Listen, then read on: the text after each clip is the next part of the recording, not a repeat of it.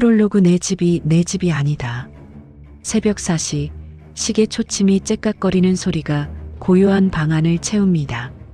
강태식 73세 노인은 침대에 누워 잠을 이루지 못하고 있었습니다. 뒤척이는 소리, 한숨, 요즘 들어 잠이 오지 않았습니다. 가슴이 답답하고 무언가 불안한 기분이 계속되었습니다. 그때 아래층에서 들려오는 소리, 우편함이 열리는 소리였습니다. 이 시간에 무슨 등기야? 태식은 일어나 계단을 내려갔습니다. 슬리퍼를 끄는 소리, 우편함을 여는 소리, 노란 봉투, 등기 우편, 발신 신한은행, 수신 강태식, 떨리는 손으로 뜯었습니다. 서류 제목 근저당권 설정 통지, 근저당? 태식의 목소리가 떨렸습니다. 사기는 대개 한 장의 종이로 시작됩니다. 그 종이에는 복잡한 법률 용어가 가득했지만 한 가지는 명확했습니다. 이 집, 30년 동안 매달 저축하고 빚을 갚고 마침내 손에 넣은 이 집의 담보가 잡혔다는 것. 그것도 태식 자신의 이름으로. 손이 떨렸습니다. 서류가 바닥에 떨어질 뻔했습니다. 태식은 거실 소파에 주저앉았습니다. 이게 뭐지? 내가 대출을? 언제? 기억을 더듬어 봤습니다. 하지만 아무리 생각해도 은행에 대출을 받으러 간 기억이 없었습니다. 휴대폰이 울렸습니다. 진동 소리, 문자 메시지 신한은행입니다. 대출 원금 5천만 원 실행 완료. 첫 이자 납부일은 11월 25일입니다. 월 이자 약 20만 원. 또 다른 문자 연체 시 담보권 행사될 수 있으니 유의하시기 바랍니다. 태식의 숨이 멎었습니다. 내 이름으로. 빚이? 손에서 휴대폰이 떨어졌습니다. 바닥에 떨어지는 소리. 태식은 그대로 소파에 앉아 천장을 바라봤습니다. 새벽 하늘이 조금씩 밝아오고 있었습니다. 창밖으로 보이는 이 집, 30년의 세월이 담긴 이 집, 내 집이 아니게 되는 건가? 이 이야기는 한 아버지가 겪은 실제 사연을 바탕으로 재구성한 것입니다. 진명이, 근저당, 치매 프레임, 가족이라는 이름 아래 자행되는 폭력, 그리고 그 속에서도 끝까지 존엄을 지키려 한 아버지의 이야기입니다. 일장 30년의 아버지. 강태식은 말이 적은 사람이었습니다. 평생을 공장에서 일했습니다. 새벽 5시에 일어나 밤 9시에 집에 돌아오는 삶. 그것이 30년이었습니다. 회상이 시작됩니다. 1995년 겨울. 새벽 5시 반. 알람 시계가 울립니다. 젊은 태식이 눈을 뜹니다. 38배 나이. 옆에서 아내가 자고 있습니다. 깨우지 않으려 조용히 일어납니다. 세면대에서 찬물로 세수를 합니다. 거울에 비친 자신의 얼굴. 주름이 깊어지고 있었습니다. 부엌으로 가서 밥을 먹습니다. 어젯밤에 아내가 준비해둔 밥과 김치, 도시락을 쌉니다. 밥, 김치, 계란 하나. 현관문을 열고 나갑니다. 밖은 아직 어둡습니다. 버스 정류장까지 걸어갑니다. 15분. 버스를 기다립니다. 추운 새벽 바람이 얼굴을 때립니다. 버스가 옵니다. 탑니다. 맨 뒷자리에 앉습니다. 창밖을 바라봅니다. 어두운 거리, 꺼진 가로등, 아직 잠든 도시. 40분 후 공장 앞에 도착합니다. 안녕하세요. 경비 아저씨에게 인사합니다. 태식 씨. 오늘도 일찍이네. 네. 먼저 들어갑니다. 공장 문을 엽니다. 기계 냄새, 기름 냄새. 작업복으로 갈아입습니다. 안전모를 씁니다. 기계를 켭니다. 윙 마이너스 하는 소리. 일이 시작됩니다. 점심시간. 태식 씨, 오늘은 우리랑 밖에 나가서 먹자. 동료가 말합니다. 아니야. 난 도시락 먹을래. 맨날 도시락만 먹으면 질리지 않아? 괜찮아. 이게 편해. 사실은 돈을 아끼기 위해서였습니다. 밖에서 먹으면 5천 원, 한 달이면 10만 원이 넘습니다. 10만 원이면 아들 학원비 반달치였습니다. 태식은 구석에 앉아 도시락을 펼칩니다. 밥, 김치, 계란. 매일 같은 반찬이지만 불평하지 않습니다. 잘 먹겠습니다. 조용히 먹습니다. 창밖을 봅니다. 다른 사람들이 식당으로 가는 모습이 보입니다. 웃으며 이야기하는 모습들. 태식은 고개를 떨굽니다. 밥을 먹습니다. 저녁 9시. 태식 씨, 오늘도 수고했어요. 수고하셨습니다. 공장을 나옵니다. 밤하늘에 별이 보입니다. 버스를 탑니다. 집으로 가는 길. 졸음이 쏟아집니다. 고개가 까딱까딱 떨어집니다. 10시 집에 도착합니다. 현관문을 엽니다. 아빠 왔어? 초등학교 3학년 준호가 책상에 앉아 있습니다. 공부 열심히 했나? 응. 오늘 수학 문제 다 풀었어. 그래. 잘했네. 태식은 준호의 머리를 쓰다듬습니다. 아빠 배고프지? 밥 데워줄까? 아내가 부엌에서 나옵니다. 아니야. 괜찮아. 간단히 먹었어. 거짓말이었습니다. 점심 도시락 이후로 아무것도 먹지 않았습니다. 하지만 아내가 걱정할까봐 말하지 않았습니다. 준호야, 이리 와봐. 태식은 주머니에서 봉투를 꺼냅니다. 이게 뭐예요? 학원비야. 내일 선생님께 드려. 와, 고마워요, 아빠. 준호가 밝게 웃습니다. 태식은 그 웃음을 보며 미소를 짓습니다. 공부 열심히 해라. 아빠처럼 공장 다니지 말고. 아빠는 왜 공장 다녀요? 아빠는 공부를 못했거든. 그래서 공장밖에 다닐 데가 없었어. 나는 공부 열심히 해서 회사원 될 거야. 그래, 그렇게 해라. 태식은 준호를 안아줍니다. 아빠가 다 막아줄게. 공부만 열심히 해. 그날 밤 태식은 방에 누웠습니다. 온몸이 쑤셨습니다. 허리, 어깨, 무릎. 하지만 참았습니다. 아내가 옆에 누웠습니다. 당신 힘들죠? 아니야. 괜찮아. 당신 요즘 많이 수척해졌어요. 일이 좀 바빠서 그래. 곧 나아질 거야.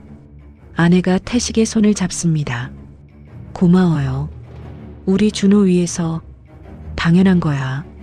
내 아들인데. 그날 밤 태식은 천장을 바라보며 생각했습니다. 내 아들만큼은 나처럼 살지 않게 하겠다. 시간이 흘렀습니다.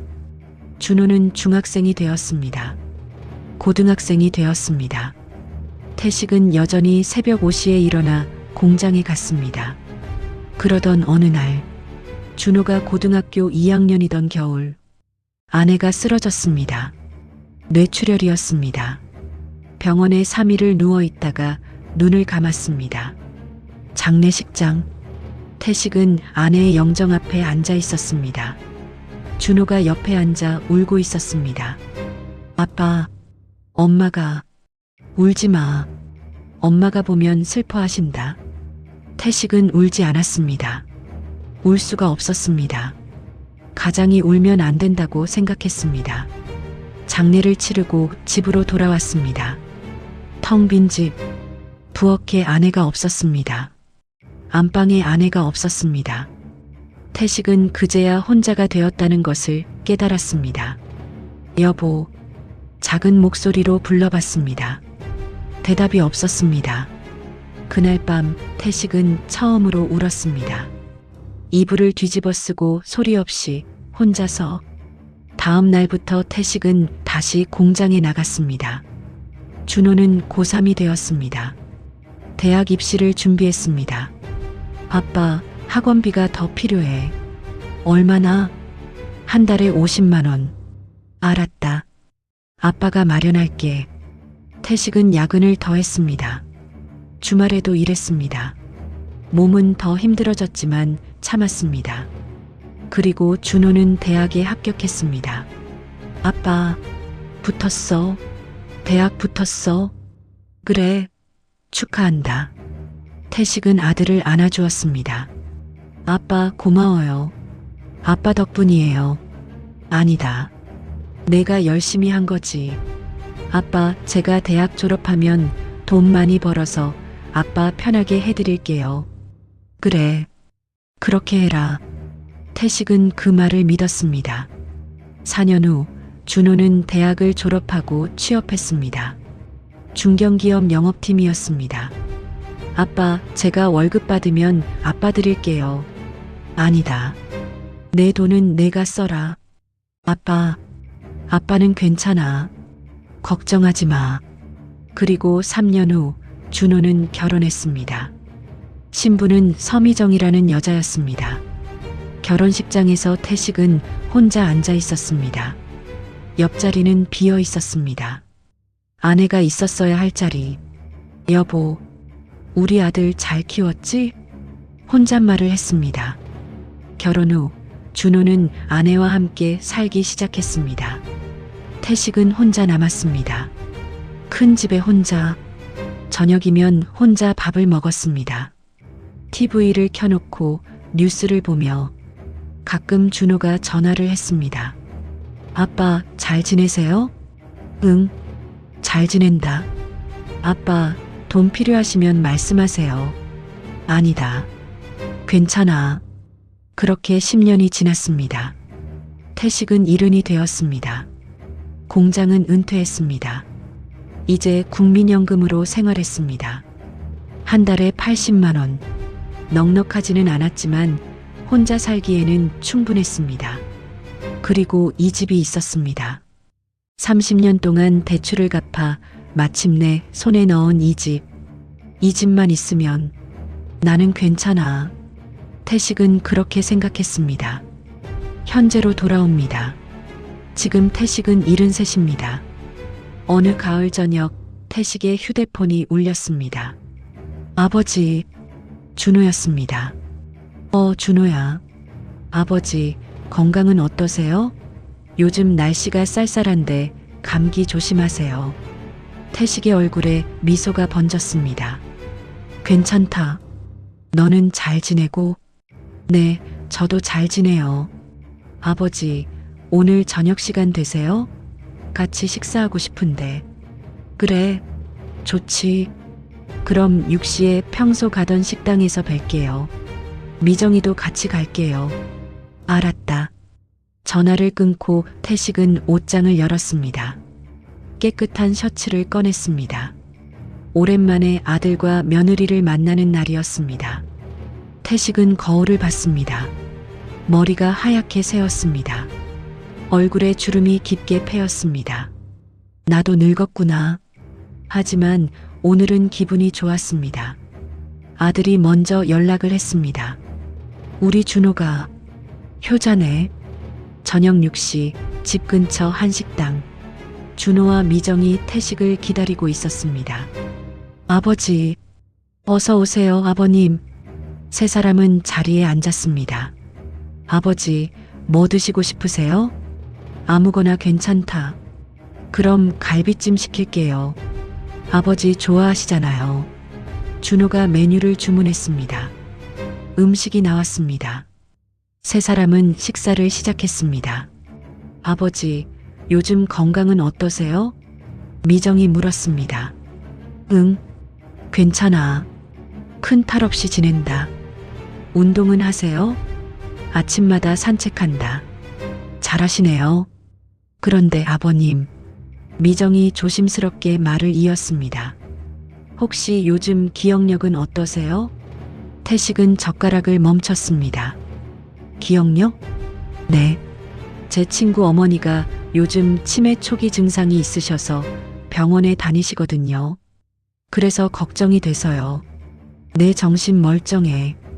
태식의 목소리가 차갑게 변했습니다. 아, 그런 뜻이 아니라. 미정이 웃으며 손을 내저었습니다. 요즘 60-70대 분들은 다들 정기 검진 받으시잖아요. 그냥 검진 차원에서 한번 가보시는 게 어떨까 해서요. 됐다. 나는 괜찮아. 아버지. 준호가 끼어들었습니다. 미정이가 걱정해서 그러는 거예요. 기분 나빠하지 마세요. 알았다. 태식은 다시 식사를 계속했습니다. 하지만 입맛이 사라졌습니다. 치매라는 말이 자꾸 귓가에 맴돌았습니다. 왜 며느리는 갑자기 치매 이야기를 꺼낸 걸까? 무언가 불길한 느낌이 들었습니다. 식사가 끝나고 세 사람은 식당을 나왔습니다. 아버지, 조심히 들어가세요. 그래, 너희도. 다음에 또 뵐게요. 준호와 미정이 차를 타고 떠났습니다. 태식은 혼자 집으로 걸어갔습니다. 밤하늘에 별이 보였습니다. 치매. 그 말이 자꾸 떠올랐습니다. 치매 프레임은 걱정하는 척에서 시작됩니다. 아버지 건강 챙기세요. 아버지 요즘 깜빡하시는 것 같은데 혹시 병원 한번 가보실래요? 이런 말들은 대부분 진짜 걱정에서 나옵니다. 하지만 때때로 아주 가끔 이 말들은 다른 목적을 가지고 시작됩니다. 상대방의 판단 능력을 의심하게 만들고 결정권을 빼앗기 위한 준비. 그것이 치매 프레임의 시작입니다. 이장 도장만 찍어달라는 아들. 2주 후 준호가 다시 전화를 걸어왔습니다. 아버지, 내일 저녁에 집에 갈게요. 상의 드릴 게 있어서요. 무슨 일이냐? 전화로는 길어서 내일 뵙고 말씀드릴게요. 그래, 알았다. 태식은 전화를 끊고 불안한 마음이 들었습니다. 상의할 게 뭐지? 다음날 저녁 준호와 미정이 태식의 집을 찾아왔습니다. 아버지, 안녕하세요. 어서 와라. 세 사람은 거실 식탁에 앉았습니다. 준호가 가방에서 서류 봉투를 꺼냈습니다. 태식은 봉투를 보며 긴장했습니다. 아버지, 사실은요. 준호가 말문을 열었습니다. 제가 지금 사업을 하나 시작하려고 하거든요. 사업? 네. 지금 회사 다니는 것도 괜찮긴 한데 제 사업을 해보고 싶어서요. 친구랑 같이 시작하려고 해요. 태식은 조용히 들었습니다. 무슨 사업인데? 유통업이요. 요즘 온라인 쇼핑몰이 잘 되잖아요. 거기에 물건 공급하는 거예요. 그래. 그런데 그걸 왜 나한테 말하냐? 그게 사업 시작하려면 자금이 필요하거든요. 얼마나? 5천만 원 정도요. 태식은 숨을 들이켰습니다. 5천만 원? 네. 그건 너무 큰 돈 아니냐? 아버지, 요즘 사업 시작하려면 그 정도는 있어야 해요. 임대료, 초기 재고, 인건비 다 합치면 5천은 있어야 시작할 수 있어요. 그럼 내가 모은 돈은? 제 돈으로는 부족해요. 그래서 대출을 좀 받으려고 하는데. 대출? 태식의 눈빛이 날카로워졌습니다. 네. 은행에서 대출 받으려고요. 그럼 내 이름으로 받으면 되지. 왜 나한테 말하냐? 준호가 잠시 말을 멈췄습니다. 미정이 끼어들었습니다. 아버님, 사실 준호 명의로는 대출이 좀 어려워서요. 왜?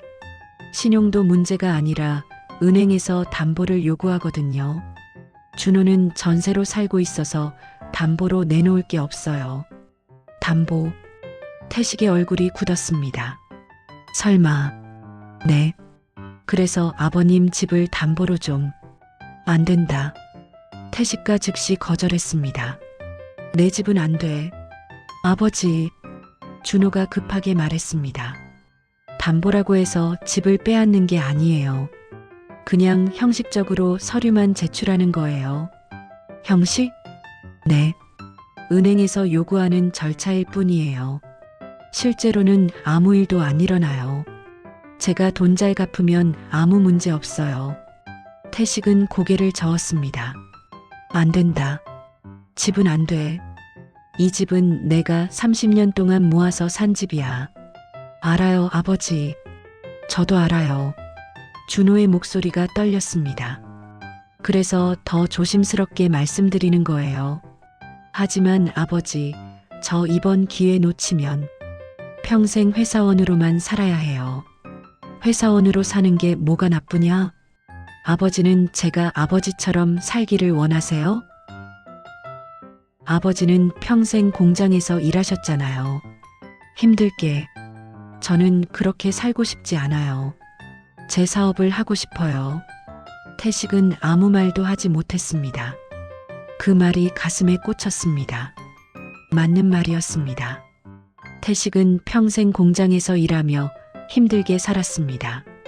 아들만큼은 그렇게 살지 않기를 바랐습니다. 아버지, 준호가 태식의 손을 잡았습니다. 제가 아버지 아들이잖아요. 아버지가 평생 저한테 해주신 거 알아요. 학원비, 대학 등록금, 결혼자금, 다 아버지가 해주셨어요. 이제는 제가 성공해서 아버지한테 보답하고 싶어요. 제발 한 번만 믿어주세요. 태식의 마음이 흔들렸습니다. 30년 전 새벽 공장에서 일하던 자신의 모습이 떠올랐습니다. 찬물로 세수하고 도시락 싸들고 버스 타고 출근하던 그 시간들, 모두 이 아들을 위해서였습니다. 아버지, 제가 아버지를 실망시킨 적 있었나요? 없었다. 그럼 한 번만 더 믿어주세요.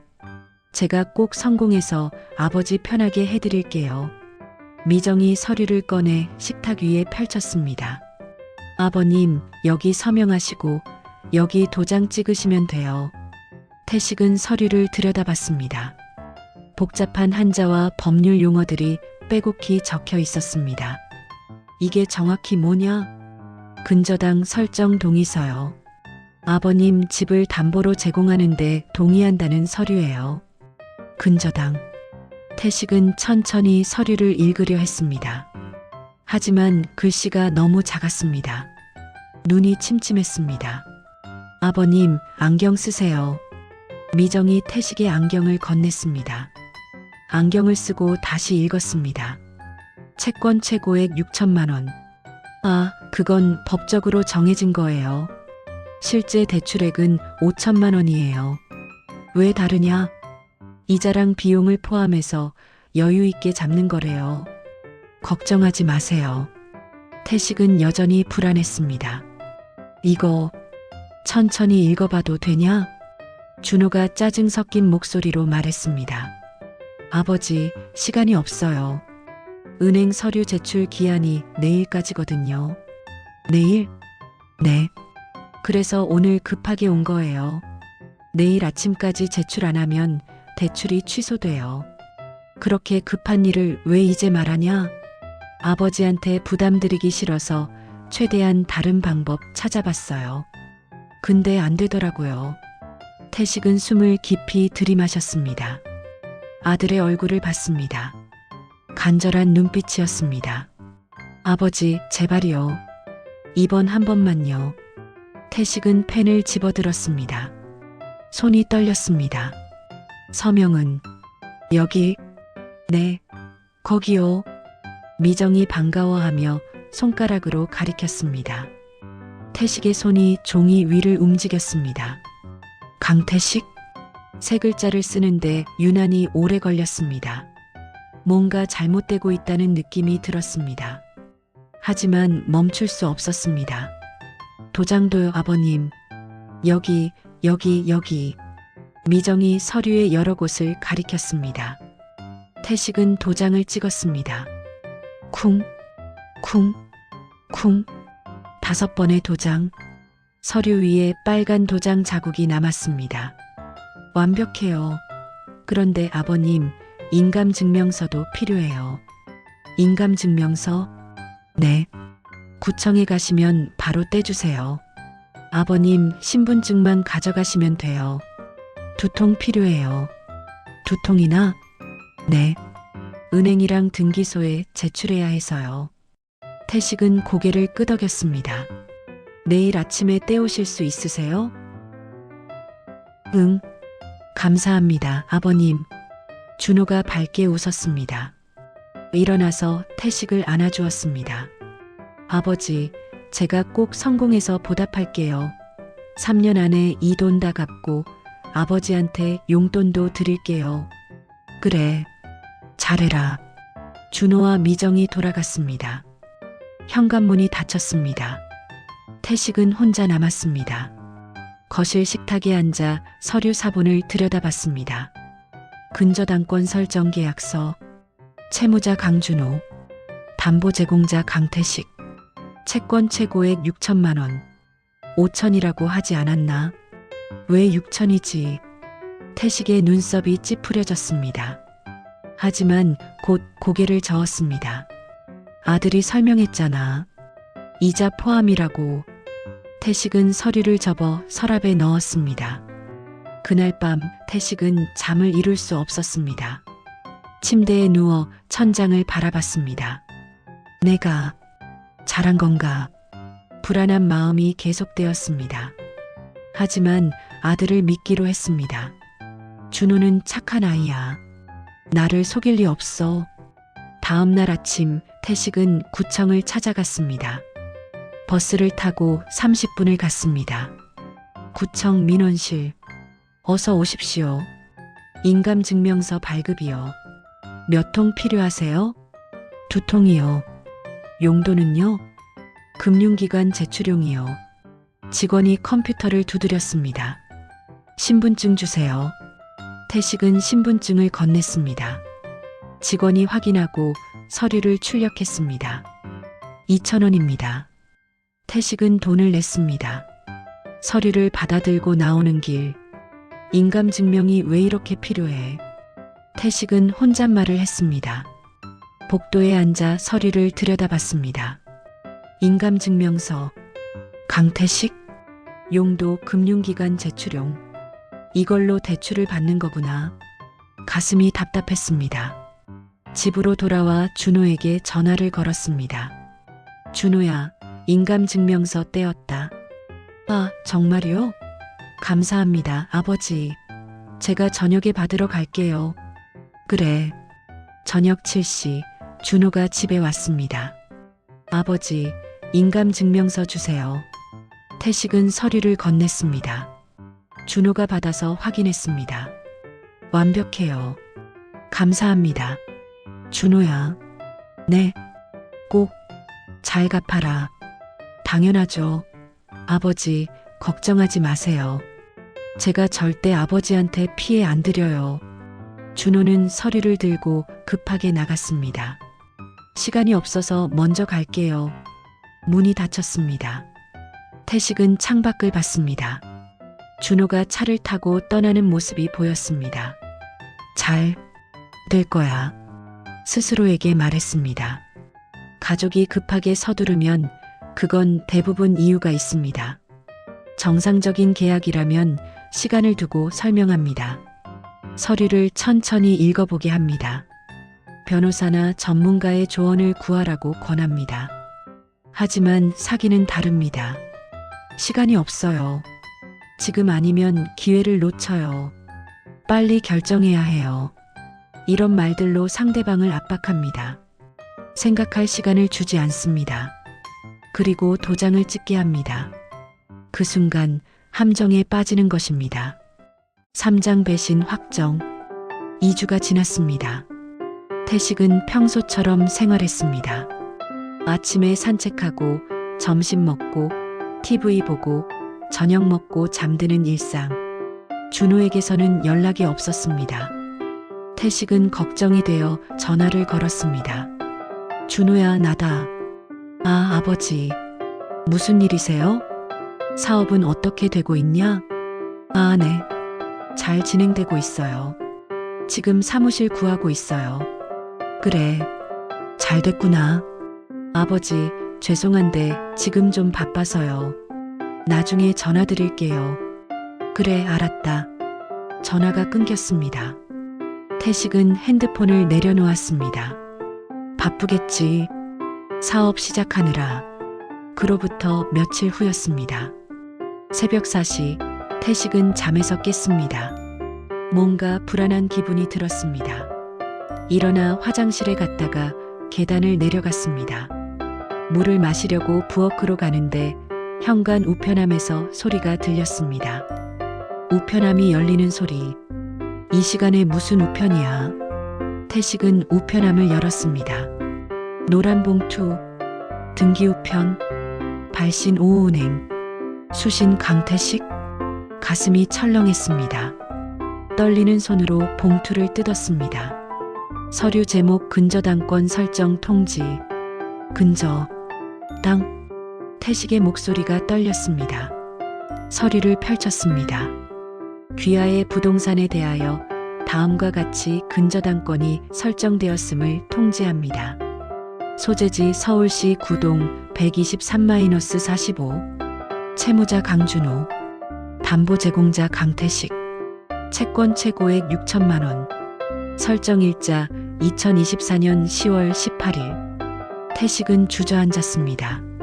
서류가 손에서 떨어질 뻔했습니다. 이게 진짜구나. 알고는 있었습니다. 도장을 찍었으니까. 하지만 실제로 서류를 받으니 다른 느낌이었습니다. 공식적으로, 법적으로 이 집의 담보가 잡힌 것입니다. 휴대폰이 울렸습니다. 문자 메시지. 오은행입니다. 대출금 5천만 원이 실행되었습니다. 첫 이자 납부일은 11월 25일입니다. 월 이자 약 20만 원. 태식의 손이 떨렸습니다. 월 이자 20만 원. 또 다른 문자가 왔습니다. 연체 시 담보권이 행사될 수 있으니 유의하시기 바랍니다. 담보권 행사. 태식은 그 의미를 알았습니다. 이자를 못 갚으면 집이 경매로 넘어간다는 뜻이었습니다. 준호가 갚겠지. 태식은 스스로를 안심시켰습니다. 하지만 가슴이 계속 두근거렸습니다. 그날 아침 태식은 준호에게 전화를 걸었습니다. 신호음이 울렸습니다. 한참 만에 준호가 받았습니다. 여보세요? 목소리가 피곤해 보였습니다. 준호야, 나다. 아, 아버지. 무슨 일이세요? 은행에서 통지서가 왔다. 아, 그거요? 대출이 실행됐다는데. 네. 제가 말씀드렸잖아요. 이자가 한 달에 20만 원이라는데. 네, 그 정도 나올 거예요.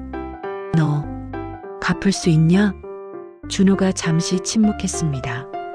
아버지, 당연히 제가 갚죠. 걱정하지 마세요.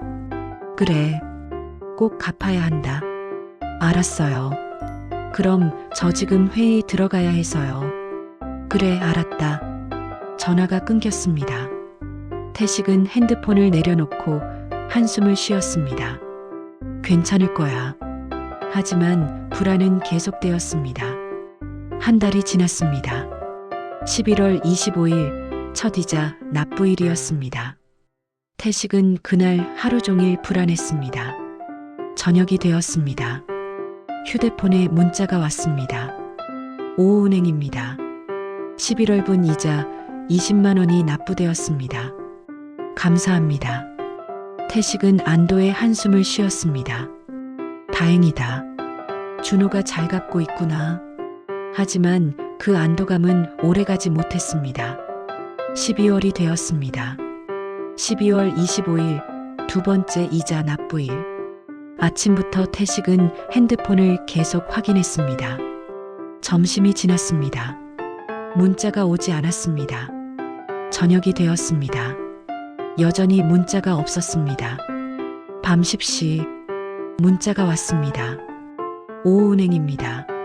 12월분 이자 20만 원이 연체되었습니다. 조속히 납부하시기 바랍니다. 연체 이자가 추가로 발생합니다.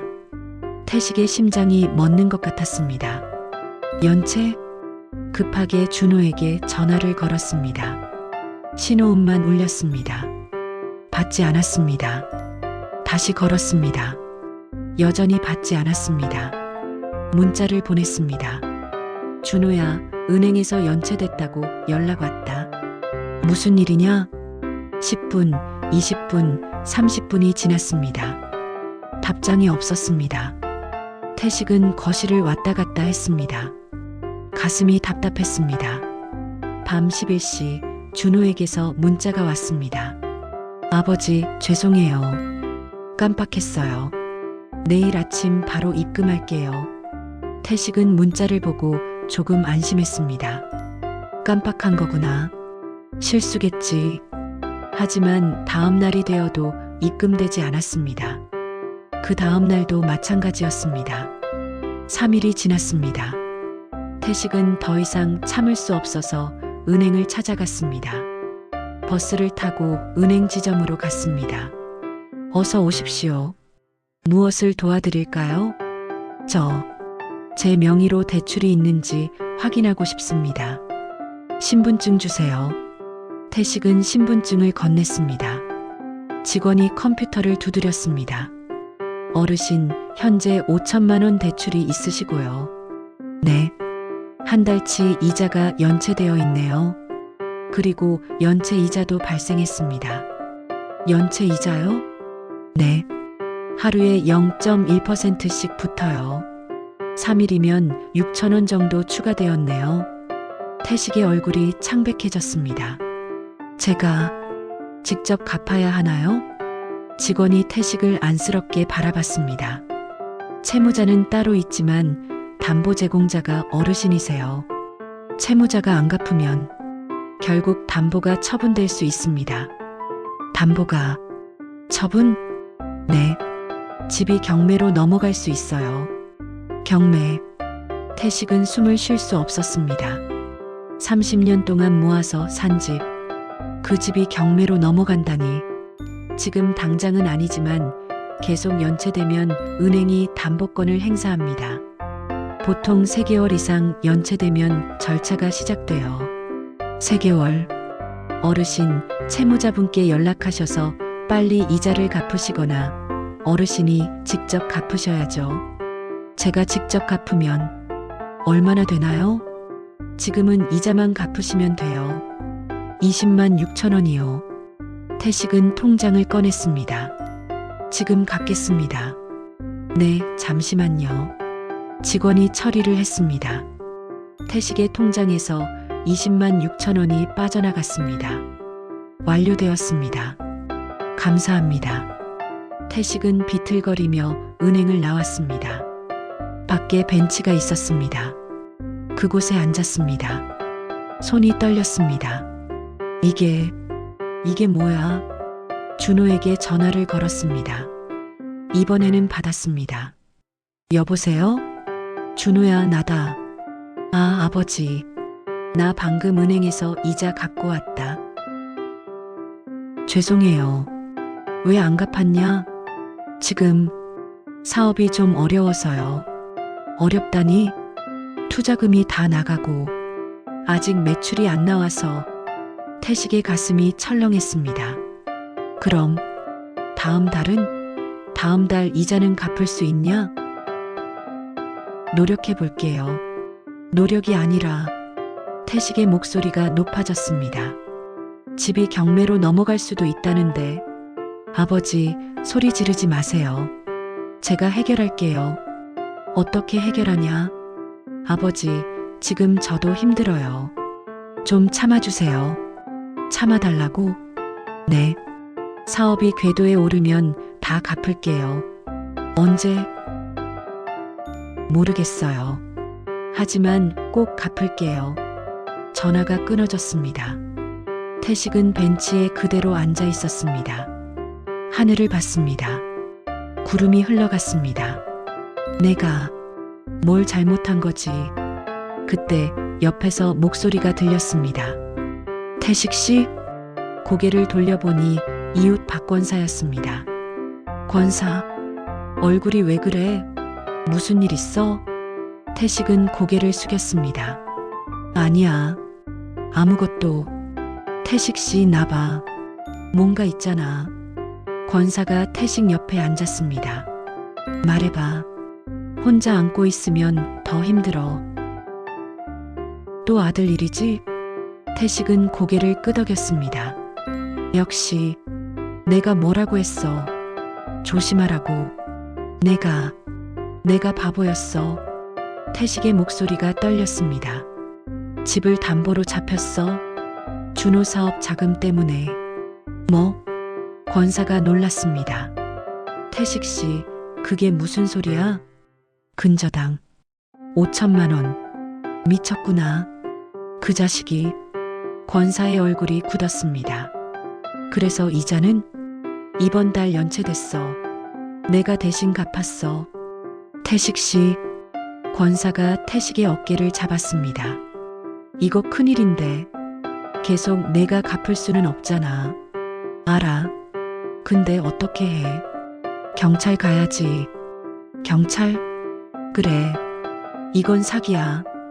명백한 사기라고. 하지만 내가 도장을 찍었어. 속아서 찍은 거잖아. 그래도 내 아들인데. 태식은 고개를 저었습니다. 됐어. 내가 알아서 할게. 태식 씨, 혼자 끙끙 앓지 마. 내가 도와줄게. 고마워, 권사. 하지만 괜찮아. 태식은 일어났습니다. 나 먼저 갈게.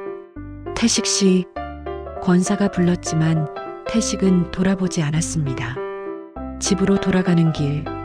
태식의 발걸음은 무거웠습니다. 아버지는 울지 않습니다. 대신 몸이 먼저 무너집니다. 가슴이 답답하고 숨이 가빠지고 잠을 이룰 수 없습니다. 밥맛이 없고 기운이 빠지고 모든 것이 무의미해집니다. 하지만 아버지는 말하지 않습니다. 나 힘들어. 나 도와줘. 그런 말을 평생 하지 않고 살아왔기 때문입니다. 그래서 아버지는 혼자 무너집니다. 조용히, 천천히, 아무도 모르게. 사장 치매 프레임 본격화. 일주일이 지났습니다. 태식은 매일 불안한 마음으로 지냈습니다. 잠도 제대로 자지 못했습니다. 식사도 제대로 하지 못했습니다. 체중이 3kg이나 빠졌습니다. 그러던 어느 날 준호에게서 전화가 왔습니다. 아버지, 내일 저녁에 갈게요. 미정이랑 같이요. 무슨 일이냐? 아버지랑 상의할 게 있어서요. 그래. 다음 날 저녁 준호와 미정이 집을 찾아왔습니다. 손주 민준이도 함께였습니다. 할아버지, 민준아. 왔구나. 민준이는 태식에게 달려와 안겼습니다. 태식은 손주를 안아주었습니다. 할아버지, 나 오늘 유치원에서 칭찬받았어. 그래, 잘했네. 거실에 모두 앉았습니다. 민준이는 장난감을 가지고 놀았습니다. 준호와 미정은 태식 맞은편에 앉았습니다. 분위기가 무거웠습니다. 아버지, 준호가 먼저 말문을 열었습니다. 은행에 다녀오셨다고 들었어요. 응? 왜 저한테 먼저 얘기 안 하시고 직접 가셨어요? 너한테 전화했는데 안 받았잖아. 바빴어요. 그래도 기다리셨어야죠. 태식은 아무 말도 하지 못했습니다. 미정이 말을 이었습니다. 아버님, 사실은요. 저희가 걱정되어서 온 거예요. 걱정? 네. 아버님 요즘 행동이 좀 이상하세요. 이상하다니? 태식의 목소리가 높아졌습니다. 뭐가 이상해? 은행에 혼자 가신 것도 그렇고 저번에 전화했을 때도 같은 말을 반복하셨잖아요. 내가 언제? 아버님, 진정하세요. 준호가 손을 들어 말렸습니다. 아버지, 솔직히 말씀드릴게요. 요즘 아버지, 기억 못 하시는 거 많으시잖아요. 태식은 벌떡 일어섰습니다. 내가 언제 기억을 못했어. 앉으세요, 아버지. 안 앉아. 아버지, 소리 지르시면 민준이가 무서워해요. 태식은 손주를 봤습니다. 민준이가 겁먹은 표정으로 할아버지를 바라보고 있었습니다. 태식은 천천히 앉았습니다. 미안하다, 민준아. 할아버지가 흥분했네. 미정이 태블릿을 꺼냈습니다. 아버님, 이거 보세요. 화면에 메모가 보였습니다. 10월 20일 아버님께 내일 방문한다고 전화드림. 아버님이 무슨 소리냐, 약속 없다고 하심. 11월 5일 아버님께 용돈 30만 원 드림. 11월 15일 전화했을 때 돈 받은 적 없다고 하심. 11월 22일 아버님께 병원 검진 가자고 말했을 때 어제 갔다고 하심. 하지만 예약 기록 없음. 태식은 화면을 보며 당황했습니다. 이건 사실 기억이 나지 않았습니다. 정말로 그런 일이 있었을까? 아니면 자신이 잊어버린 걸까? 아버님, 저희도 걱정돼서 그래요. 미정이 부드럽게 말했습니다. 혹시 치매 초기 증상이 아닐까 싶어서. 치매가 아니야. 그럼 병원 가서 검사 받으세요. 준호가 단호하게 말했습니다. 검사는 왜? 아버지 결백을 증명하려면 필요해요. 아버지가 정상이라는 걸 확인하는 거예요. 나는 정상이야. 그럼 왜 검사를 거부하세요? 태식은 대답할 말이 없었습니다. 미정이 다른 서류를 꺼냈습니다. 아버님, 이건 재산관리 위임장이에요. 재산관리? 네. 만약 아버님이 판단 능력에 문제가 있으시면 저희가 대신 관리해드리는 거예요. 아버님을 위해서요. 태식은 서류를 낚아챘습니다. 내 재산을 왜 내가 관리해? 아버님이 실수하실까 봐요. 무슨 실수? 은행도 혼자 가시고 나중에 사기라도 당하시면 어쩌려고요? 태식의 머리가 복잡해졌습니다. 자신을 걱정하는 말인가 아니면 아버님 서명만 하시면 돼요. 그럼 저희가 아버님 통장이랑 집 문서 다 관리해 드릴게요. 안 돼. 태식가 소리쳤습니다. 내 집은 내가 관리한다. 준호가 한숨을 쉬었습니다. 아버지, 솔직히 말해요. 아버지, 이제 판단이. 판단 능력이 떨어지신 것 같아요. 그냥 인정하세요. 태식은 아들을 바라봤습니다. 믿을 수 없었습니다. 내가 내 정신을 뺏으려는 거냐? 아버지. 준호의 목소리도 높아졌습니다. 제가 아버지를 위해서 하는 말이에요. 나중에 후회하시기 전에 저희한테 맡기세요. 안 돼. 절대 안 돼. 태식가 벌떡 일어났습니다. 그 순간 민준이가 울음을 터뜨렸습니다. 으앙, 할아버지 무서워. 미정이 민준이를 안아주었습니다. 민준아, 괜찮아. 할아버지가 좀 아프셔. 할아버지 왜 자꾸 소리 질러? 할아버지가 머리가 아프셔서 그래. 태식은 손주의 울음소리를 들으며 멈췄습니다. 천천히 앉았습니다. 민준아, 미안하다. 민준이는 할아버지를 무서워하며 엄마 품에 파고들었습니다. 준호가 일어섰습니다. 아버지, 내일 병원 예약했어요. 같이 가요. 10시에요. 제가 모시러 올게요. 준호와 미정, 민준이가 집을 나갔습니다. 현관문이 닫혔습니다. 태식은 혼자 남았습니다. 거실에 조용히 앉아 있었습니다. 손이 떨렸습니다. 내가 정말 이상한 건가? 스스로를 의심하기 시작했습니다. 치매 프레임은 상대방의 말을 소음으로 만듭니다. 아버지가 또 헛소리해. 어르신이 착각하시는 거예요. 기억 못 하시잖아요. 이런 말들이 반복되면 본인조차 스스로를 의심하기 시작합니다. 내가 정말 잊은 건가? 내가 착각한 건가? 내 정신이 이상한 건가? 그리고 점점 자신의 판단을 믿지 못하게 됩니다. 주변 사람들도 그렇게 대합니다. 어르신, 진정하세요. 흥분하시면 안 돼요. 약 드세요. 그렇게 환자 취급을 받으면서 정말로 환자가 되어 갑니다. 그것이 치매 프레임의 무서운 점입니다. 실제로 치매가 아니어도 치매인 것처럼 행동하게 만듭니다. 그리고 권리를 빼앗습니다. 재산, 집, 결정권, 존엄까지 모든 것을 오장 조력자와 증거.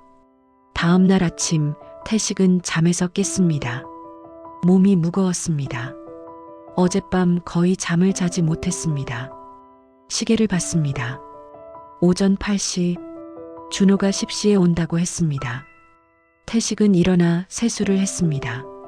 거울을 봤습니다. 눈 밑에 다크서클이 짙게 깔려 있었습니다. 얼굴이 수척했습니다. 내가 정말 이상한 건가? 스스로를 계속 의심했습니다. 그때 현관 초인종이 울렸습니다. 누구지? 아직 10시가 안 됐는데. 현관문을 열었습니다. 박 권사였습니다. 권사? 태식 씨, 어젯밤에 잠 못 잤지? 어떻게 알았어? 얼굴 보면 알지. 들어가도 돼? 그래. 권사가 집 안으로 들어왔습니다. 거실에 앉았습니다. 태식 씨, 나한테 솔직하게 말해봐. 어제 무슨 일 있었어? 태식은 한참을 침묵하다가 입을 열었습니다. 준호가 나를 치매라고 해. 뭐? 재산 관리를 자기들이 하겠다고. 서류도 들고 왔어. 권사의 얼굴이 굳었습니다. 이 나쁜 자식들. 이제 본격적으로 시작하는구나. 무슨 소리야? 태식 씨, 이거 전형적인 수법이야. 수법? 응. 부모를 치매로 몰아서 재산을 빼앗는 거. 요즘 이런 사기가 많아. 태식은 고개를 저었습니다. 아니야. 준호는 그럴 애가 아니야. 태식 씨. 권사가 태식의 어깨를 잡았습니다. 정신 차려. 이미 내 집에 담보 잡혔잖아. 그것도 모자라서 이제 재산 관리까지 빼앗으려고 하는 거야. 하지만 태식 씨, 혼자 가지 마. 병원도 어디든. 내가 같이 간다. 권사. 그리고 기록 남겨. 녹음하고 문자 저장하고. 나중에 필요할 거야. 녹음? 응. 준호랑 통화할 때 녹음해. 그게 증거가 돼. 태식은 고개를 끄덕였습니다. 알겠어. 그때 현관 초인종이 다시 울렸습니다. 준호였습니다. 아버지, 나왔어요. 태식가 문을 열었습니다. 아, 권사 아저씨도 계시네요? 응. 잠깐 들렀어. 아버지, 병원 가야 해요. 시간 됐어요. 나도 같이 갈게. 권사가 말했습니다. 준호의 얼굴이 굳었습니다. 왜요? 태식 씨 혼자 보내기 불안해서. 아버지 모시는 건 제가 할게요. 난 친구로서 가는 거야. 문제 있어? 준호는 잠시 망설이다가 고개를 끄덕였습니다. 그러세요. 세 사람은 준호의 차를 타고 병원으로 갔습니다. 병원 신경과. 의사가 태식을 진찰했습니다. 어르신, 간단한 검사를 할게요. 네. 오늘이 몇 월 며칠이죠? 12월 5일이요. 대통령 이름은? 윤석열. 100에서 7씩 빼보세요. 100, 93, 86, 79. 태식은 대답했습니다. 검사는 30분 정도 계속되었습니다. 의사가 결과를 봤습니다. 어르신, 치매는 아니세요. 준호의 얼굴이 굳었습니다. 그럼 뭔가요? 정상이에요. 나이에 비해 인지 기능도 좋으신 편이고요. 하지만 저희가 보기엔 기억을 못 하시는데 그건 노화에 따른 자연스러운 현상일 수 있어요. 치매와는 다릅니다. 권사가 물었습니다. 그럼 선생님, 이 어르신이 판단 능력이 없다고 볼 수 있나요? 아니요. 전혀요. 충분히 판단 능력 있으세요. 준호가 일어섰습니다. 알겠습니다. 감사합니다. 병원을 나오는 길, 준호는 아무 말도 하지 않았습니다. 차 안 분위기가 무거웠습니다. 집 앞에 도착했습니다. 아버지, 들어가세요. 그래. 태식과 권사가 차에서 내렸습니다. 준호는 바로 차를 몰고 떠났습니다. 태식 씨, 권사가 말했습니다. 맞지? 의사가 뭐라고 했어? 내가 정상이래. 응. 준호 얼굴 봤어? 실망한 표정이었어. 내가 치매였으면 좋겠다는 듯이. 태식은 아무 말도 하지 못했습니다. 가슴이 아팠습니다. 태식 씨, 이제 준비해야 해. 준비? 응. 증거 모으고 법적 대응 준비하고. 법적 대응? 은행도 다시 가고 법률 상담도 받고. 혼자 하지 말고 나랑 같이 하자. 권사, 친구잖아. 당연한 거지. 태식은 권사를 받습니다. 눈시울이 뜨거워졌습니다. 고마워. 됐어. 들어가자. 그날부터 태식과 권사는 함께 움직이기 시작했습니다. 다음 날 두 사람은 은행을 찾아갔습니다. 전에 만났던 최선영 직원을 찾았습니다. 어르신, 어떻게 오셨어요? 이 대출건에 대해서 좀 더 알고 싶습니다. 태식과 서류를 내밀었습니다. 선영은 서류를 자세히 들여다봤습니다. 어르신, 이 서류 좀 이상한 부분이 있네요. 이상하다니요? 인감증명서 발급일이 10월 15일인데 여기 대출 신청일은 10월 10일이에요. 그게 무슨 뜻이죠? 대출 신청할 때는 인감증명서가 없었다는 뜻이에요. 그런데 어떻게 신청이 됐을까요? 권사가 끼어들었습니다. 그럼 누가 미리 신청해 놓고 나중에 인감증명서를 맞춘 거 아니에요? 그럴 가능성이 있어요. 선영이 고개를 끄덕였습니다. 그리고 이 서명. 선영이 서명 부분을 가리켰습니다. 어르신이 직접 쓰신 게 맞으세요? 태식은 서명을 자세히 들여다봤습니다. 분명 자신의 이름이지만 필체가 약간 달라 보였습니다. 이건 내가 쓴 것 같기도 하고 아닌 것 같기도 하고 다른 서류랑 비교해 볼까요?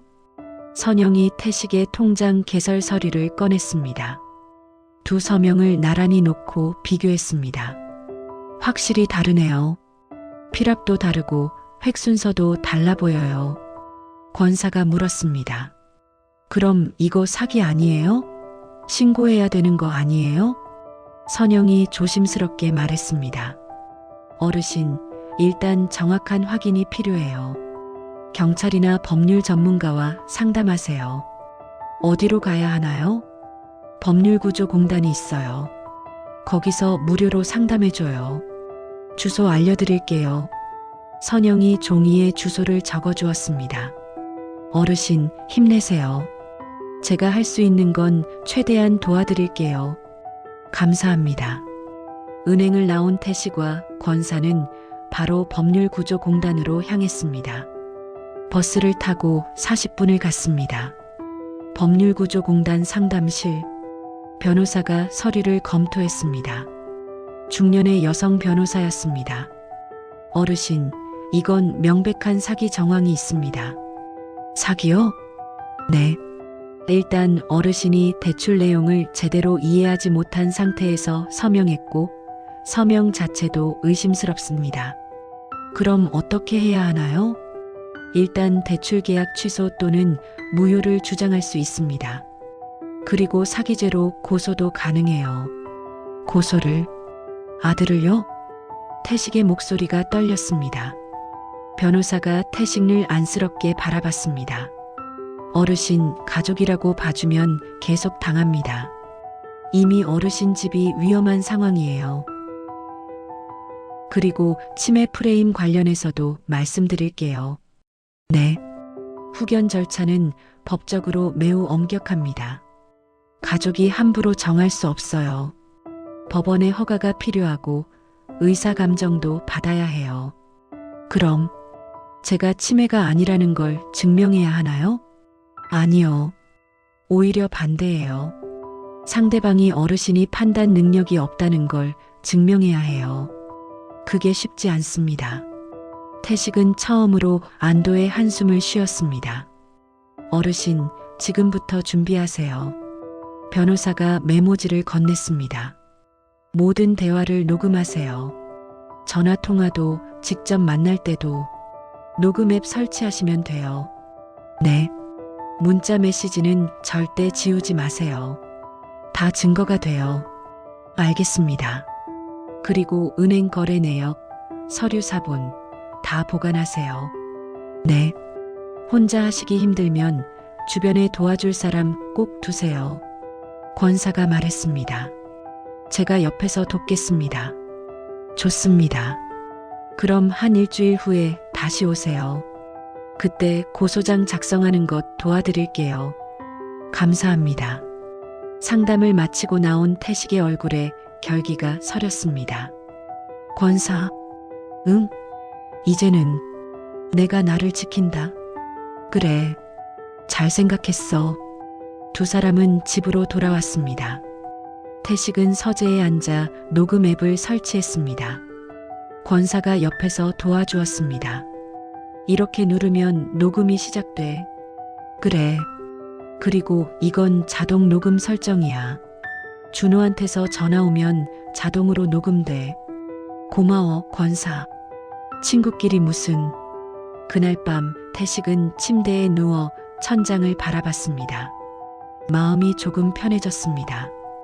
혼자가 아니라는 것, 증거를 모으고 있다는 것, 법적으로 대응할 수 있다는 것, 그것만으로도 힘이 났습니다. 이제 시작이다. 분노가 길을 잃지 않으려면 증거가 필요합니다. 감정만으로는 싸울 수 없습니다.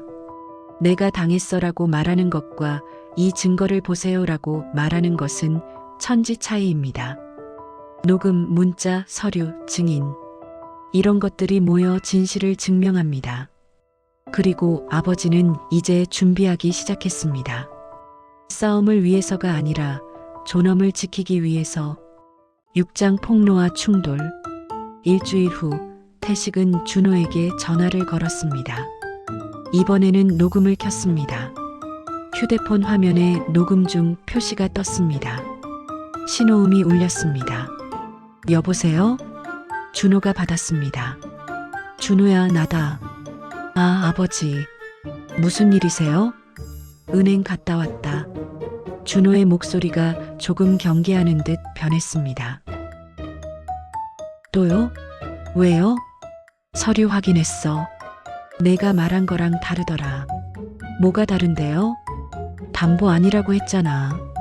형식이라고. 실제로는 아무 일도 안 일어난다고. 그게 아버지 담보 맞죠? 근데 그게 뭐 어때서요? 태식의 손이 떨렸습니다. 하지만 침착하게 말을 이었습니다. 그럼 처음부터 담보라고 말했어야지. 왜 형식이라고 했어? 말했어요. 아버지가 못 알아들으신 거죠. 뭐라고? 아버지, 솔직히 말해요. 요즘 아버지 이해력이 떨어지잖아요. 제가 분명히 설명했는데 아버지가 못 알아들으신 거예요. 나는 또렷하게 기억한다. 내가 형식이라고 아무 일도 안 일어난다고 했어. 아버지가 기억을 잘못하시는 거예요. 준호야. 태식의 목소리가 높아졌습니다. 나는 치매가 아니야. 병원에서도 정상이라고 했어. 그건 초기라서 안 나온 거예요. 뭐? 치매 초기는 검사에서 안 나와요. 나중에 더 심해지면 나오죠. 태식은 할 말을 잃었습니다. 이렇게까지 우기다니. 준호야, 솔직하게 말해봐. 내가 처음부터 나를 속인 거 아니냐? 속인 게 아니에요. 아버지, 어차피 아버지 집은 나중에 제 거잖아요. 태식의 숨이 멎었습니다. 뭐라고? 아버지 돌아가시면 어차피 제가 상속받을 집이에요. 미리 쓰는 거나 나중에 쓰는 거나 똑같잖아요. 태식은 아무 말도 할 수 없었습니다. 아버지, 제가 살려고 그랬어요. 사업 실패하면 저 죽어요. 빚쟁이들이 매일 전화해요. 다들 그렇게 해요. 부모 재산 미리 쓰는 거. 그래도 뭐예요? 아버지는 평생 저한테 뭐 해주신 거 있어요? 뭐? 공부하라고 돈 번 거? 그거 부모로서 당연한 거 아니에요? 제가 태어나고 싶어서 태어난 줄 아세요? 태식의 눈에서 눈물이 흘렀습니다. 준호야, 그렇게 생각했구나. 아버지, 이제 그만 참견하세요. 제 인생이에요. 제가 알아서 할게요. 집이 경매로 넘어가면 나는 어떻게 되냐? 아버지 나이에 임대 아파트 신청하면 되잖아요. 요즘 복지 좋아요. 아버지, 너무 욕심 부리지 마세요. 집 하나 가지고. 전화가 끊겼습니다. 태식은 휴대폰을 내려놓았습니다. 녹음이 멈췄습니다. 파일이 저장되었습니다. 결정적 증거였습니다. 권사가 옆에 앉아 있었습니다. 모든 대화를 들었습니다. 들었어? 권사가 고개를 끄덕였습니다. 눈에 눈물이 고였습니다. 이 나쁜 자식? 어떻게 아버지한테 그런 말을? 태식은 아무 말도 하지 않았습니다. 가슴이 너무 아팠습니다. 30년. 새벽에 일어나 공장에 갔던 그 시간들. 도시락 싸서 혼자 먹던 그 점심시간들. 학원비 봉투를 건네던 그 순간들. 모두 이 아들을 위해서였습니다. 하지만 아들은 말했습니다. 부모로서 당연한 거 아니에요? 태식 씨. 권사가 태식의 어깨를 잡았습니다. 울어도 돼. 참지 마. 하지만 태식은 울지 않았습니다. 더 이상 슬프지 않았습니다. 화가 났습니다. 권사, 응? 내일 법률구조공단 가자. 고소장 쓸 거야. 그래. 잘 생각했어. 그날 밤 태식은 모든 자료를 정리했습니다. 서류, 녹음 파일, 문자 메시지, 은행 직원의 증언 메모. 파일을 하나씩 확인하며 정리했습니다. 다음 날 태식과 권사는 법률구조공단을 다시 찾아갔습니다. 변호사가 녹음 파일을 들었습니다. 표정이 굳어졌습니다. 어르신, 이 정도면 충분합니다. 무엇이 충분한가요? 사기 고소, 계약 취소, 모두 가능해요. 이 녹음 파일이 결정적이에요. 그럼 제 집을 지킬 수 있나요? 네. 근저당권을 취소할 수 있어요. 그리고 아드님이 받은 돈도 돌려받을 수 있고요. 태식은 안도의 한숨을 쉬었습니다. 그런데 어르신, 변호사가 조심스럽게 말했습니다. 제가 조사해 봤는데 아드님이 다른 곳에서도 대출을 많이 받으셨더라고요. 다른 곳? 네. 카드론, 캐피탈, 사채. 총 빚이 1억 5천만 원이 넘습니다. 태식은 충격에 휩싸였습니다. 1억 5천? 그리고 아드님이 투자했다는 사업도 조사해 봤어요. 네. 실체가 없어요. 실체가 없다니. 페이퍼 컴퍼니예요. 사기꾼들이 만든 가짜 회사. 아드님도 사기를 당한 거예요. 태식은 고개를 떨구었습니다. 내 아들이 그렇게까지. 어르신, 아드님도 피해자일 수 있어요. 하지만 그렇다고 해서 어르신을 속인 건 용서될 수 없습니다. 이제 결정하셔야 해요. 고소할 건지 아니면 합의할 건지. 합의? 집을 포기하고 관계를 유지할 건지 아니면 집을 지키고 아들과 결별할 건지. 태식은 오랫동안 침묵했습니다. 권사가 옆에서 기다렸습니다. 시계 초침 소리만 들렸습니다. 5분이 지났습니다. 태식가 천천히 입을 열었습니다. 고소하겠습니다. 어르신, 확실하세요? 네. 이미 아들은 저를 버렸습니다. 제가 버리는 게 아니라 이미 버려진 겁니다. 변호사가 고개를 끄덕였습니다. 알겠습니다. 고소장 작성하겠습니다. 7장 마지막 대면. 3일 후 준호와 미정에게 고소장이 배달되었습니다. 그날 저녁 준호에게서 전화가 왔습니다.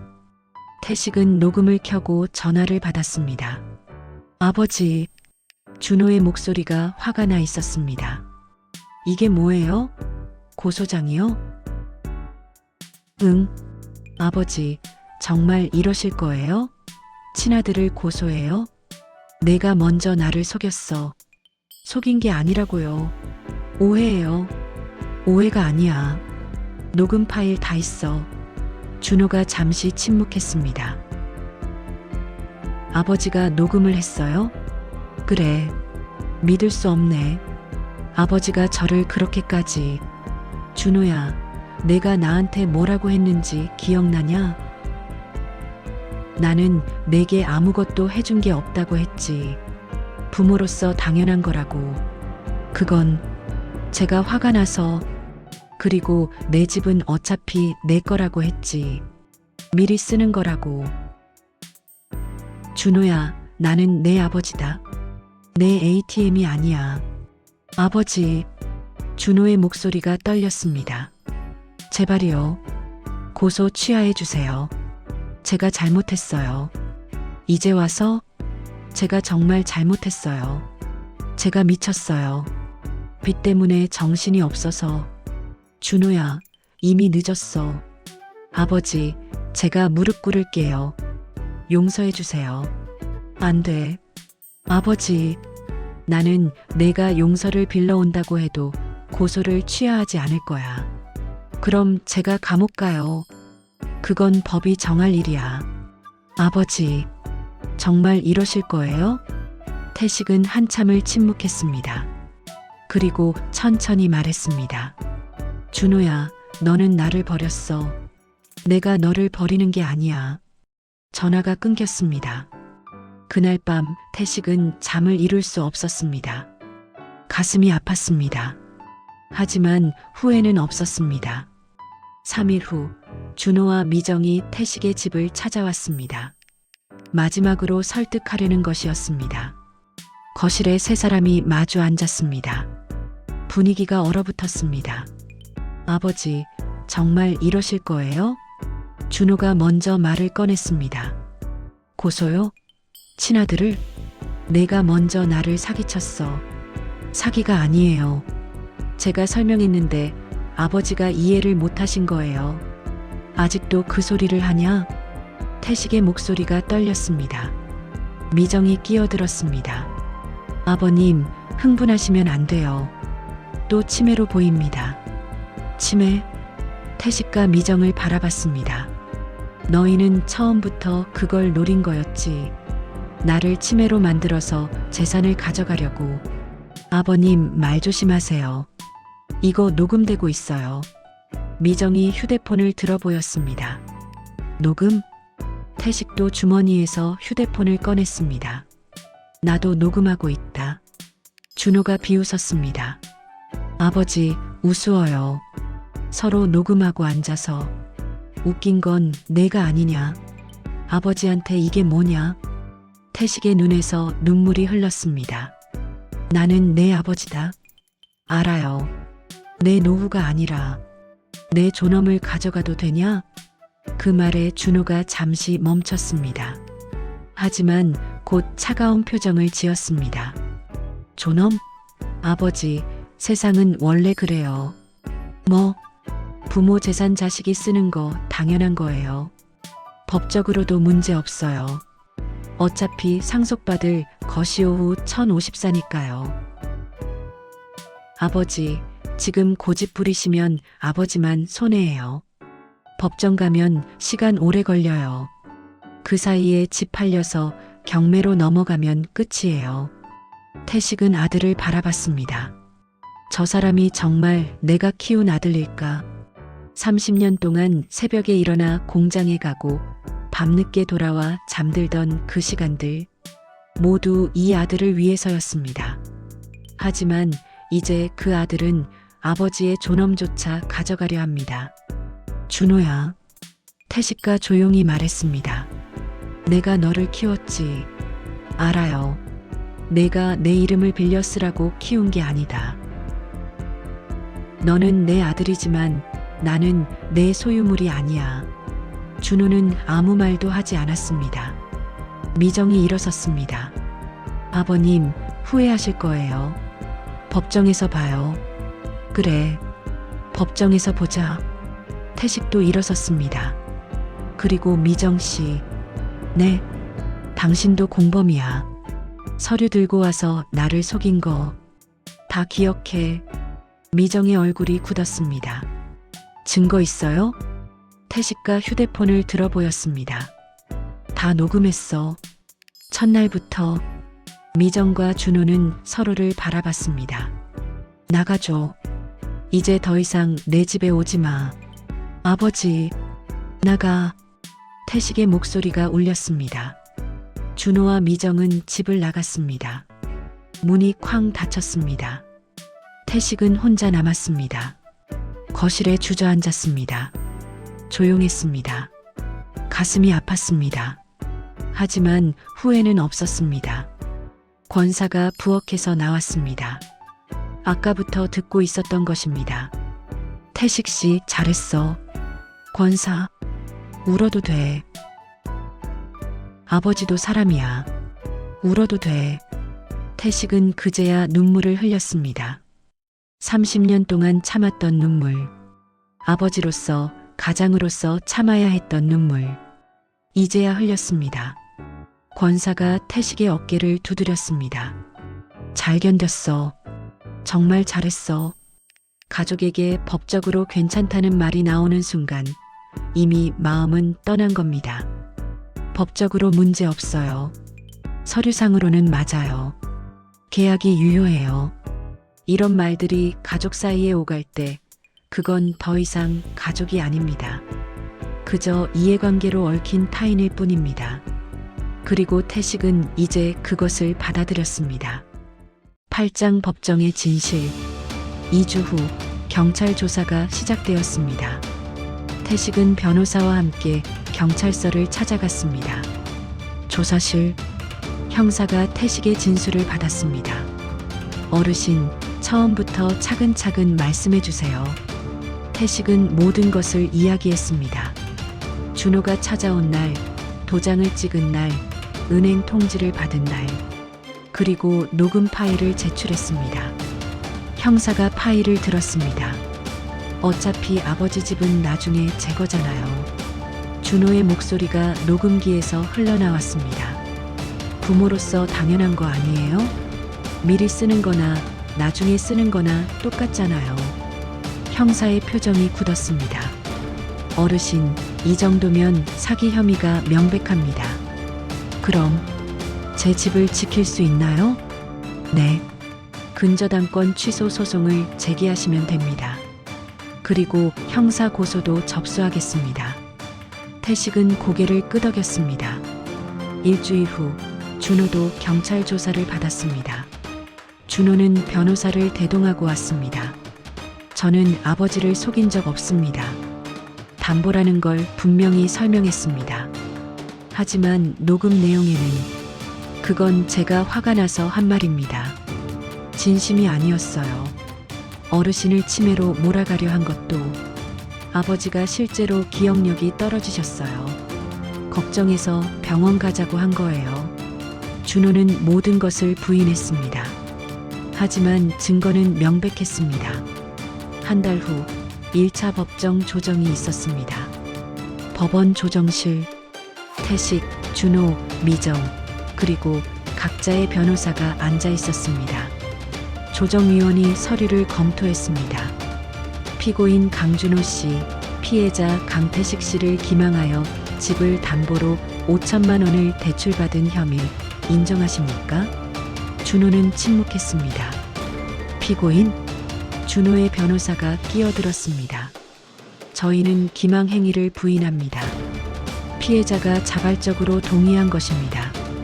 태식의 변호사가 녹음 파일을 재생했습니다. 어차피 아버지 집은 나중에 제 거잖아요. 준호의 목소리가 조정실에 울려 퍼졌습니다. 조정위원의 얼굴이 굳었습니다. 피고인 측, 이 녹음에 대해 해명하시겠습니까? 준호의 변호사가 당황했습니다. 그건 감정적으로 한 발언이고 감정적 발언이라 해도 범위를 인정하는 발언입니다. 조정위원이 단호하게 말했습니다. 피고인 강준호 씨, 다시 묻겠습니다. 혐의를 인정하십니까? 준호가 고개를 숙였습니다. 인정합니다. 태식은 아들을 바라봤습니다. 고개를 숙인 아들의 모습, 가슴이 아팠습니다. 하지만 돌아갈 수는 없었습니다. 피해자 측에서 원하시는 게 뭡니까? 조정위원이 물었습니다. 태식의 변호사가 말했습니다. 근저당권 즉시 해지, 대출금은 피고인이 전액 책임, 그리고 피해자에 대한 접근 금지 3년. 피고인 측 의견은? 준호의 변호사가 말했습니다. 근저당권 해지와 대출금 책임은 동의합니다. 하지만 접근 금지는 가족관계상 과도한. 동의합니다. 준호가 변호사를 가로막으며 말했습니다. 모두 동의합니다. 피고인 확실하십니까? 네. 조정위원이 서류에 도장을 찍었습니다. 조정이 성립됩니다. 근저당권은 즉시 해지되며 대출금 5천만 원은 피고인 강준호가 전액 책임집니다. 접근 금지 명령은 3년간 유효합니다. 조정이 끝났습니다. 복도로 나왔습니다. 준호가 멀리서 태식을 바라봤습니다. 태식도 준호를 봤습니다. 서로 말없이 바라보다가 각자 다른 방향으로 걸어갔습니다. 그것이 마지막이었습니다. 구장 존엄 회복. 일주일 후 태식은 은행을 찾아갔습니다. 최선영이 반갑게 맞아주었습니다. 어르신, 들었어요. 조정 성립됐다고요. 네, 고맙습니다. 선영 씨 덕분이에요. 제가 한 건 없어요. 어르신이 포기하지 않으셨잖아요. 선영은 서류를 처리했습니다. 어르신, 오늘부터 근저당권이 완전히 해지됩니다. 컴퓨터 화면에 해지 완료 표시가 떴습니다. 태식의 눈에서 눈물이 흘렀습니다. 감사합니다. 그리고 안전장치도 걸어드릴게요. 안전장치요? 네. 금융거래 알림 서비스요. 어르신 명의로 대출이나 계좌 개설이 시도되면 바로 문자로 알려드려요. 아, 그런 게 있었구나. 그리고 인감증명서도 특수관리 신청하세요. 본인이 직접 와야만 발급되게 하는 거예요. 어떻게 하나요? 구청 가시면 신청할 수 있어요. 신청서 드릴게요. 선영이 서류를 인쇄해서 건넸습니다. 어르신, 이제 안전하세요. 정말 고맙습니다. 태식은 은행을 나왔습니다. 가슴이 뻥 뚫리는 기분이었습니다. 30년 모아서 산 집, 그 집을 지켰습니다. 버스 정류장 벤치에 앉았습니다. 하늘을 봤습니다. 파란 하늘에 흰 구름이 흘러갔습니다. 여보, 하늘을 향해 중얼거렸습니다. 우리 집 지켰어. 우리 집. 바람이 불었습니다. 따뜻한 봄바람이었습니다. 집으로 돌아가는 길, 권사가 기다리고 있었습니다. 어떻게 됐어? 다 끝났어. 집 지켰어. 잘했어, 태식 씨. 권사가 태식의 어깨를 두드렸습니다. 이제 한숨 돌렸네. 권사, 정말 고마워. 너 없었으면 못했을 거야. 별 말씀을. 친구끼리 당연한 거지. 두 사람은 태식의 집으로 들어갔습니다. 권사가 소주를 꺼냈습니다. 오늘은 축하해야지. 그래. 두 사람은 잔을 부딪혔습니다. 건배, 건배. 소주를 마셨습니다. 쓰지만 달았습니다. 태식 씨, 응? 이제 어떻게 할 거야? 뭐? 아들 말이야. 3년 후에는 접근 금지가 풀리잖아. 태식은 한참을 생각했습니다. 모르겠어. 그때 가봐야 알겠지. 혹시 용서할 생각 있어? 용서. 태식은 창밖을 봤습니다. 용서는 할 수 있어. 근데 다시 관계를 맺을 수 있을지는 모르겠어. 그것도 맞는 말이네. 준호가 진심으로 뉘우친다면 그때 생각해 볼게. 그래. 그게 맞아. 밤이 깊어갔습니다. 권사가 돌아갔습니다. 태식은 혼자 서재에 앉았습니다. 서랍을 열고 일기장을 꺼냈습니다. 새 일기장이었습니다. 첫 페이지를 펼쳤습니다. 펜을 들었습니다. 그리고 천천히 글을 쓰기 시작했습니다. 나는 강태식이다. 73이다. 오늘부터 나는 나를 지킨다. 내 이름으로 무엇을 하기 전에 나는 먼저 생각한다.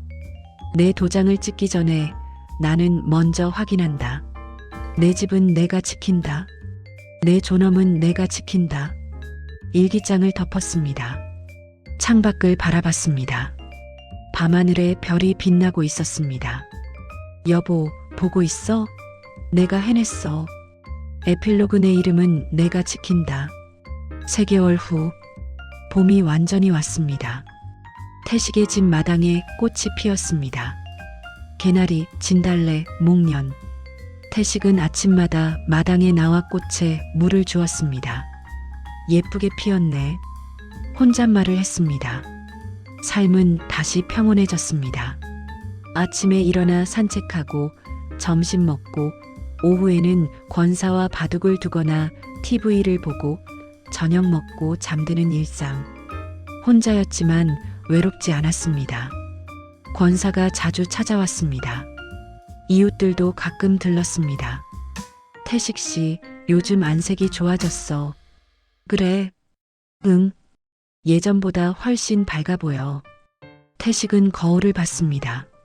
정말 얼굴이 밝아진 것 같았습니다. 어느 날 우편함에 편지가 왔습니다. 발신 강준호. 태식은 편지를 보며 한참을 망설였습니다. 열까 말까? 결국 열었습니다. 편지지에 빼곡히 글이 적혀 있었습니다. 아버지께, 저는 강준호입니다. 아버지, 죄송합니다.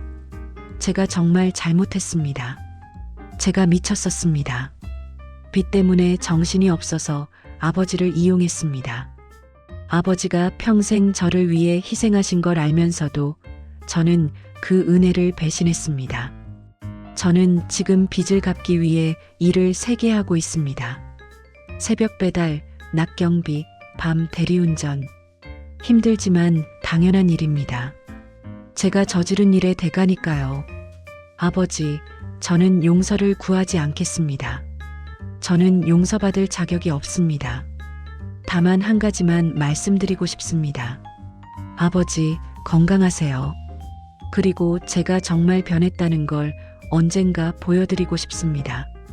3년 후 제가 빚을 다 갚고 사람답게 살게 되면 그때 다시 아버지 앞에 설 수 있기를 바랍니다. 아버지를 사랑합니다.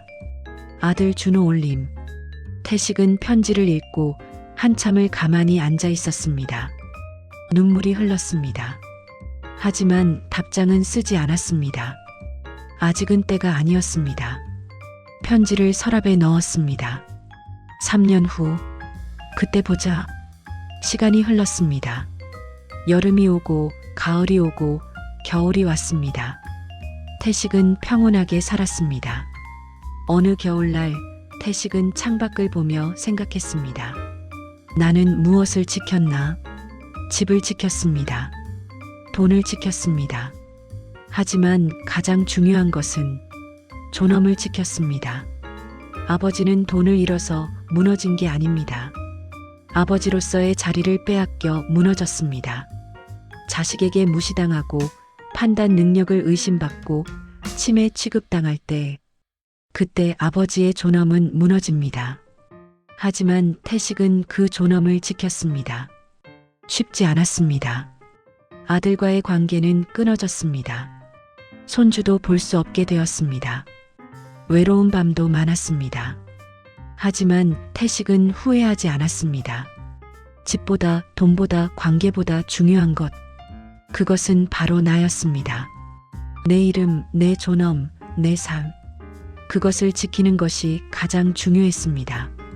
태식은 일기장을 펼쳤습니다. 마지막 페이지에 글을 썼습니다. 오늘 나는 깨달았다. 혼자라는 것은 외로운 것이 아니다. 자유로운 것이다. 내 결정을 내가 하고 내 집을 내가 지키고 내 존엄을 내가 세우는 것. 그것이 진정한 자유다. 나이가 들었다고, 자식이 있다고, 가족이라고 해서 내 권리를 포기할 필요는 없다. 나는 강태식이다. 그리고 내 이름은 내가 지킨다. 일기장을 덮었습니다. 창밖으로 눈이 내리고 있었습니다. 하얀 눈이 마당을 덮었습니다. 태식은 따뜻한 차를 마시며 눈을 바라봤습니다. 평화로웠습니다. 그리고 이제 그는 알았습니다. 진정한 평화는 관계에서 오는 게 아니라 스스로를 지킬 수 있는 힘에서 온다는 것을. 이제부터는. 태식과 중얼거렸습니다. 내 이름은 내가 지킨다. 끝. 이 이야기는 실제 사연을 바탕으로 재구성한 것입니다. 많은 노인들이 가족에게 사기를 당하고 치매로 몰리고 존엄을 잃습니다. 통계에 따르면 노인 학대의 80% 이상이 가족에 의해 발생합니다. 특히 경제적 착취는 가장 흔한 형태의 노인 학대입니다. 하지만 기억하십시오. 나이가 들었다고, 자식이 있다고, 가족이라고 해서 당신의 권리를 포기할 필요는 없습니다. 당신의 이름은 당신의 것입니다. 당신의 집은 당신의 것입니다. 당신의 존엄은 당신의 것입니다. 누구도 그것을 빼앗을 수 없습니다. 만약 지금 비슷한 상황에 처해 계시다면 혼자 결정하지 마세요.